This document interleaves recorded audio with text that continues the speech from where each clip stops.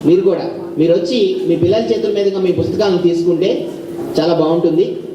వీరందరితో పాటు ఇప్పుడు దాకా జరిగిన ఈ 4 పుస్తకావిష్కరణల రచయితలు, పుస్తకావిష్కరణ చేసిన వ్యక్తులు, వారి కుటుంబ సభ్యులు అందరూ కలిసి మనం ఫోటో దిగుదాం. దీంతో ఈ పుస్తకావిష్కరణ ప్రక్రియ ముగుస్తుంది.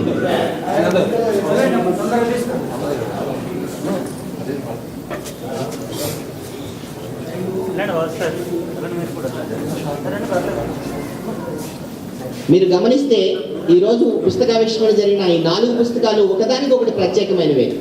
ఉర్దూ సాహిత్యాన్ని తెలుగులోకి అందించినది ఒకటైతే, కొత్త కవుల్ని విశ్లేషణ చేస్తున్నది ఒకటి, ఒక పాలుగారు ప్రాయంలోనే కవిత్వాన్ని అవపోసన పట్టిన చిన్నారి తీసుకొస్తున్న పుస్తకం ఒకటైతే, నేను మాత్రం ఇద్దరిని అనే ప్రక్రియతో ముందుకు వచ్చిన ఒక కొత్త పుస్తకం మీ ముందు ఉంది.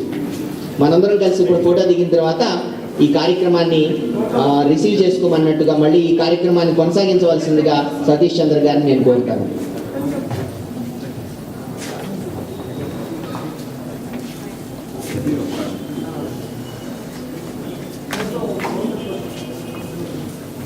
Thank you. పుస్తకావిష్కరణకి సహకరించిన సభలో ఉన్న పెద్దలందరికీ, ఈ కార్యక్రమాన్ని ఆశాంతం తిలకించిన వ్యక్తులందరికీ,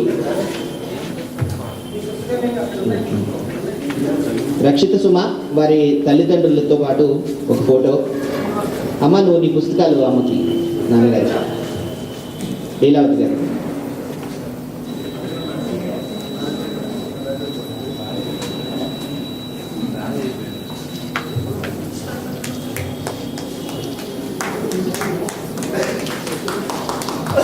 కొంతకాలం క్రిందట పులిగొండ సుబ్బాచారి గారు ఒక ఆర్టికల్ రాస్తూ 21వ శతాబ్దపు తెలుగు కవిత్వానికి చెందిన చరిత్ర రాసేటప్పుడు కవి సంగమం పాత్రను గురించి, ఎలక్ట్రానిక్ మాధ్యమం పాత్రను గురించి రాయకపోతే అది అసంపూర్ణం అవుతుంది అని అన్నారు.